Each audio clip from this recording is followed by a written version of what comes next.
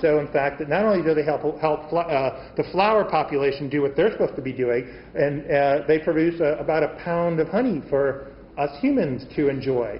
1/3 of our diet is now based on crops pollinated by bees, and as most of you folks know, we have a colony collapse disorder thing going on, and no one really knows, despite all the real smart scientists, what exactly is causing this. And it could be a combination of things. But the point is there's all these natural interdependencies, and we, as ecopreneurs, really try to weave these in together.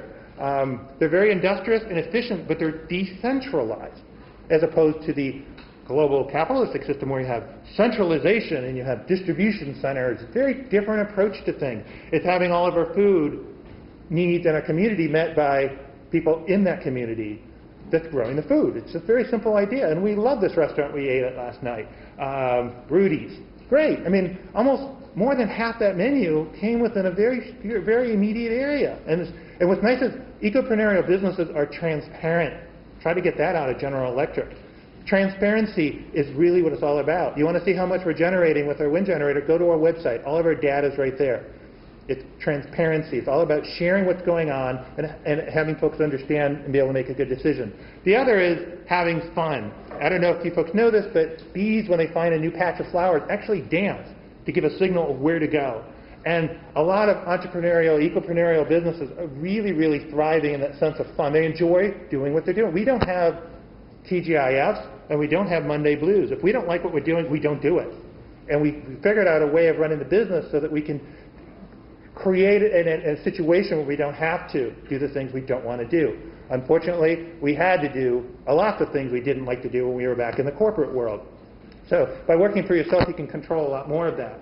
The other big idea that is coming up more and more is the idea of looking at everyone here, ourselves included, as people again, as human beings, not consumers. We've let ourselves over the last 20 to 30 years all become consumers. So much so, in fact, I love NPR, but NPR, National Public Radio, still refers to everyone as consumers regularly, regardless of whether you're listening to Marketplace or just their general talk of the nation. It's consumers. And you folks are human beings, you're citizens, global people.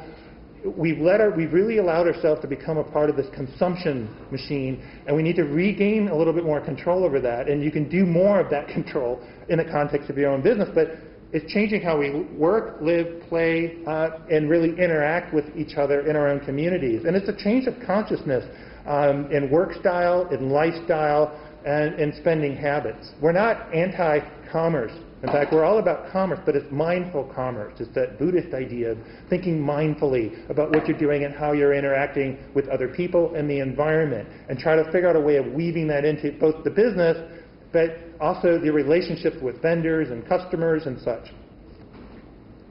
So we talked a little bit about developing an Earth mission, and it's a really important part of what we're all about as ecopreneurs. It's that springboard from which your business will emanate. It's the hardest thing, and in all of my university training now, all 6 years of it, not one professor or TA. It was on the 4-year plan, by the way. That was just. Yeah, no. I even got a master's. No one ever put happiness or any equivalent up on the chalkboard. Somehow that word and that concept was completely omitted from my entire collegiate 6 years plus of education.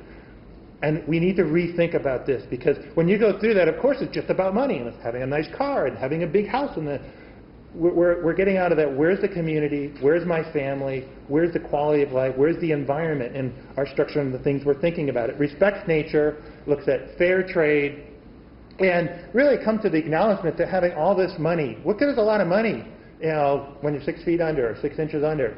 At the end of your life, what is it? I got all this bank account to give it to all my kids or my family.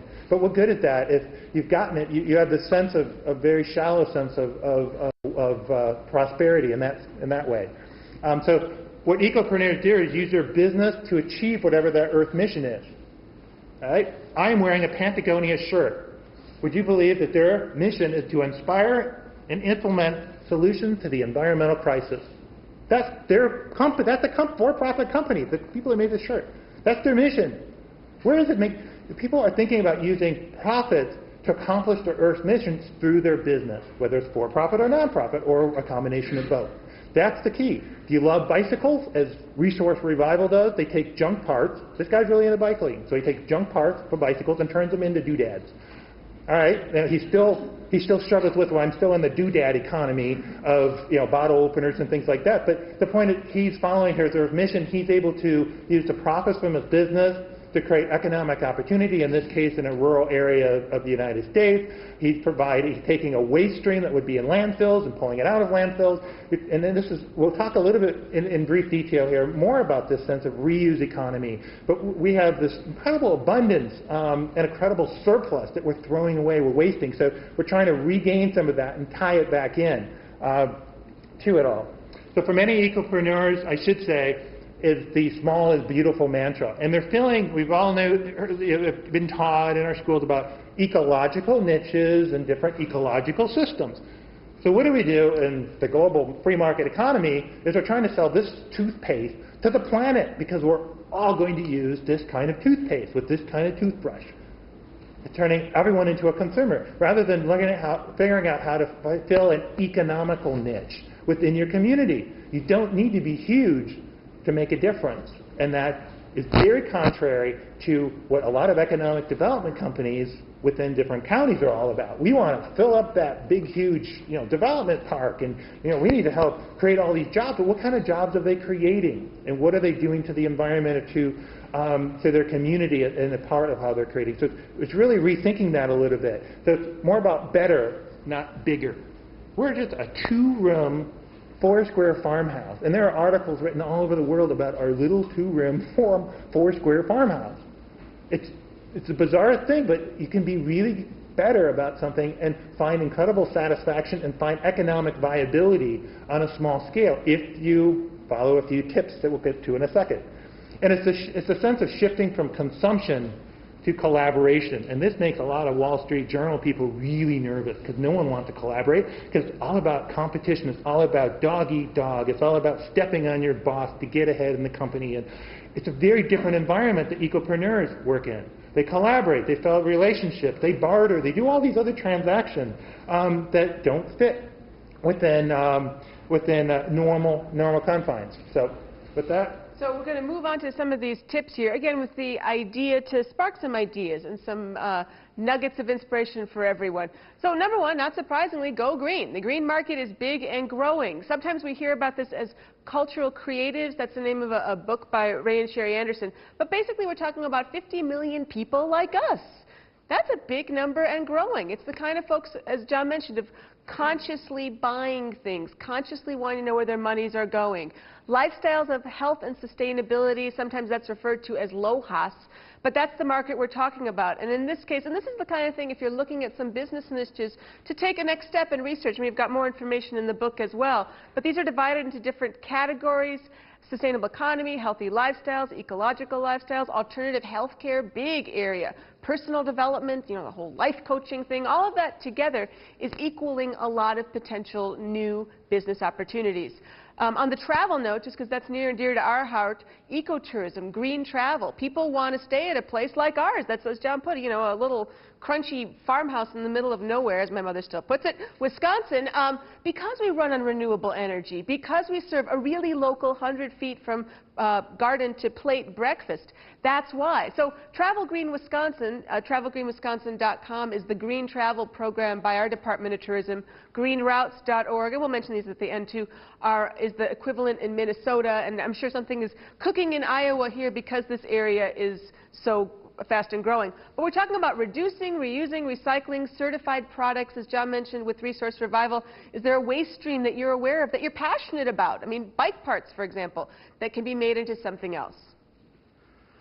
Be fossil fuel free. Obviously a theme of this weekend here, but when you're in control of your own business, your own livelihood, there's opportunity to do more with it. First and foremost, from our perspective, work from home. I mean, we talk about reducing our fossil fuel impact income. We basically walk a flight of stairs to our office, or walk down, or walk outside, or bottom line walk. And that makes a huge difference in our impact long term. Energy efficiency and conservation, when we're working from home, we can control those inputs. And we always like to say, if we could give you guys a stock tip, which believe me, if we could, we would, that has a guaranteed 120% return on investment, what would it be? That's the return on compact fluorescence. That was one of the first steps we did when we moved to our 100-year-old farmhouse, is switch all the bulbs. You know, that's the boring stuff. People like to talk about the sexy wind turbine much more, but it's these kind of things that we can control, and big surprise, we haven't replaced any of those since. So that's an income source almost in our business now. Generating your own electricity, there's a variety of options here, obviously, and these are things that plant long term. People look at our farm and let's say, gee, you got the wind, you got the solar, you got the PV. These all evolved over 12 years, and that's what we write about more so in our first book, Rural Renaissance, which talks more about the move from Chicago to our farm.